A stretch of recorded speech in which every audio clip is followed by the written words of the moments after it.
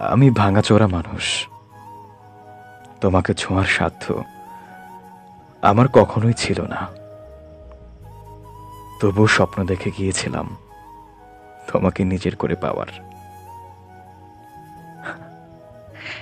আমি হতভাগা, এতই দামি স্বপ্ন কেনার দরদামে আমি তোমাকেই হারিয়ে ফেলেছি। যে তোমাকে জিতে নেবে সে যেন কখনো তোমাকে ভালোবাসার কমতি বুঝতে না দেয়।